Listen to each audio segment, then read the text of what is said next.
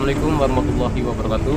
Pada video kali ini kita akan membahas materi lengkap mengenai CPR atau RGP.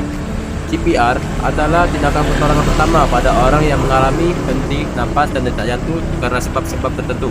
Dalam bahasa Indonesia disebut RGP atau resusitasi jantung paru.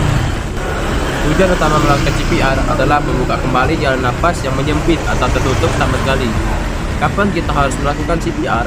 Lakukan pertolongan ini jika korban mengalami kondisi berikut. Yang pertama itu tercekik, yang kedua mengalami kecelakaan, yang ketiga hampir atau lelah tenggelam, 4 mengalami serangan atau henti jantung, kelima itu tersedak hingga jalur pernapasan tidak lancar, 6 keracunan narkotika, alkohol dan zat-zat lainnya, yang 7 terlalu banyak menghirup asap hingga sesak napas. Jika kamu melihat kondisi di atas, segera ambil tindakan.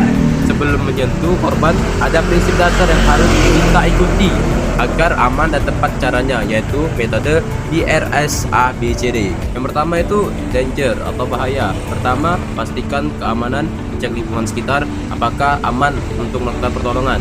Apakah aman untuk korban? Jangan sampai kamu ikut menjadi korban juga. Yang kedua itu R, respon atau kesadaran. Cek tingkat kesadaran korban, panggil namanya atau tepuk bahunya secara pelan. Jika tidak ada respon, berarti korban sudah tidak sadar. Yang ketiga adalah S, shout for help atau minta tolong. Segera berteriak minta tolong, suruh orang lain untuk menghubungi nomor darurat 112 dan meminta bantuan AED jika ada. Jangan bekerja sendirian jika ada orang lain di sekitar. Setelah situasi aman dan bantuan dipanggil, sekarang masuk ke tahap tindakan utama, yaitu ABCD. Yang pertama itu A, airway, membuka jalan napas.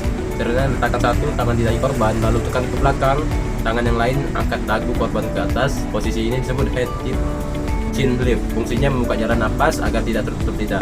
B, breathing atau mengecek napas. Sekarang cek apakah korban bernapas. Caranya lihat apakah ada naik turun, dengar apakah ada suara napas, rasakan apakah ada hembusan napas di pipimu. Lakukan maksimal 10 detik. Jika tidak bernapas atau hanya mengap-ngap, segera lakukan kompresi. C, circulation atau aliran darah. Ini adalah inti dari CPR, yaitu kompresi dada. Letakkan tangan di tengah dada, tepat di bawah tulang dada. Tutup kedua tangan, pastikan lengan lurus, jangan ditekuk. Gerakan berasal dari pinggul, bukan siku.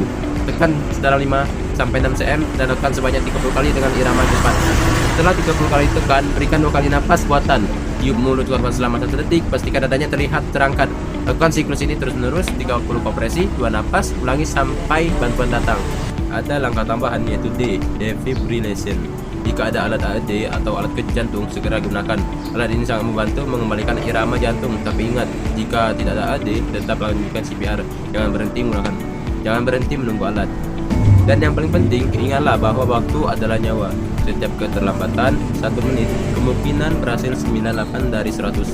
3 menit kemungkinan berhasil 50 dari 100. 10 menit kemungkinan berhasil 1 dari 100.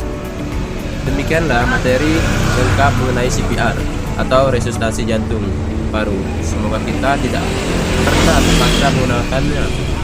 Namun sangat penting untuk mengetahui karena nyawa seseorang bisa bergantung pada tindakan diri kita.